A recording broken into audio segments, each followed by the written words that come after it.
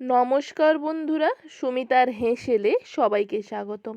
তো বন্ধুরা, আপনারা নিশ্চয়ই থাম্বনেল দেখে বুঝতে পেরেছেন আজ আমি কি রেসিপি করে দেখাতে চলেছি। ও হ্যাঁ বন্ধুরা, আজ আমি আপনাদের করে দেখাবো গিমা শাকের ভাজা।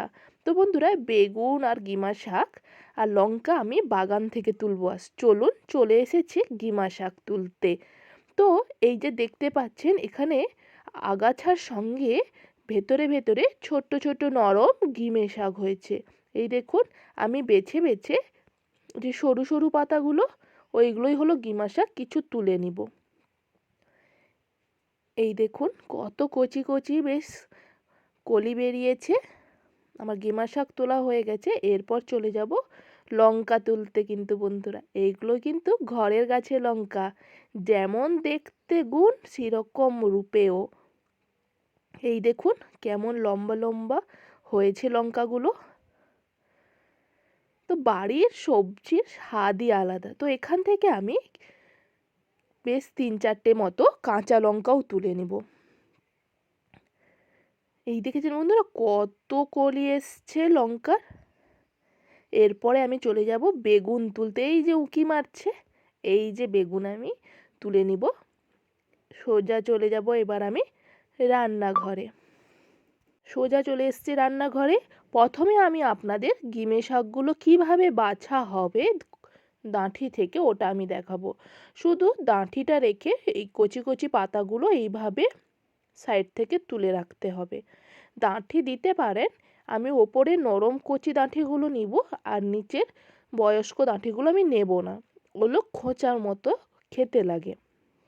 এইভাবে আমি এই গিমে শাকগুলো আমি ভালোভাবে পরিষ্কার করে তুলে নিব এবং দেখে নিব এপিঠ ওপিঠ পোকামাকড় অথবা নোংরা আছে কিনা। এই দেখুন, এরপরে আমি প্রথমে বেগুন দুটো নিয়ে নিয়েছি এবং ধুয়ে নিয়ে নিয়েছি।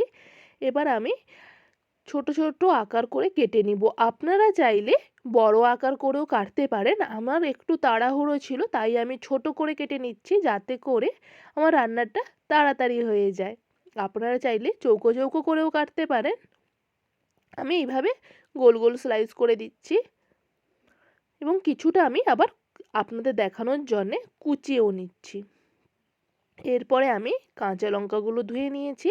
এবার এইগুলো আমি এইরকম ছোট ছোট করে কেটে নিব। বন্ধুরা, যখন এই গিমে শাকের ভাজার মধ্যে কাঁচা লঙ্কাটা মুখে পড়বে, অসাধারণ টেস্ট লাগে। আপনারা অবশ্যই বাড়িতে একবার করে দেখবেন এবং খেয়ে বলবেন। এবং তারপরে আমি এখানে একটা বড় সাইজের পেঁয়াজ নিয়েছি। কিন্তু বন্ধুরা, এটাই দুঃখের ব্যাপার যে পেঁয়াজটার আমার ঘরের বাড়ির নয়, এটি বাজারের কেনা। এইভাবে আমি পেঁয়াজটা ভালো করে ছাড়িয়ে ছোট ছোট আকার করে কেটে নিচ্ছি।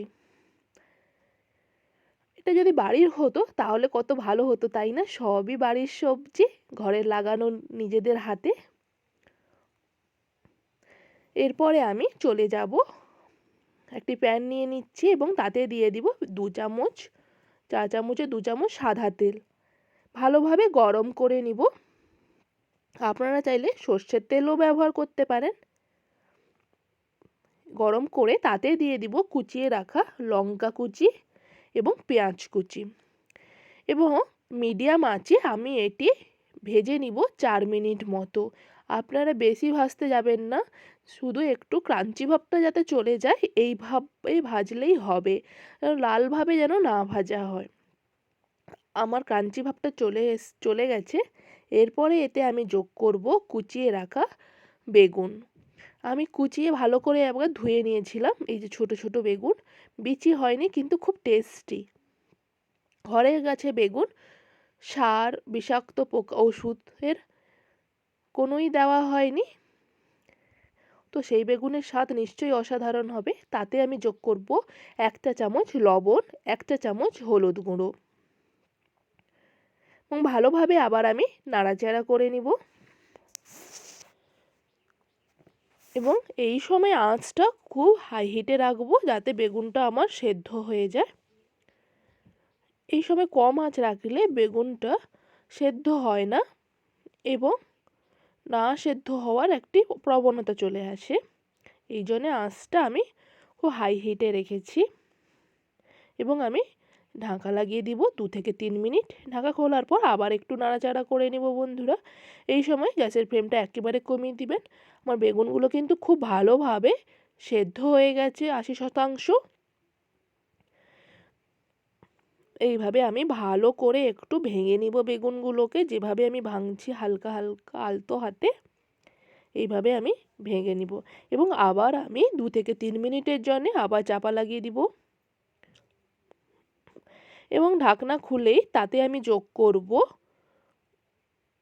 ধুয়ে কুচিয়ে রাখা গিমে শাক। তো বন্ধুরা, আমি এখানে বেশ খানিকটা গিমা শাক নিয়েছি এবং ধুয়ে কুচিয়ে নিয়েছি।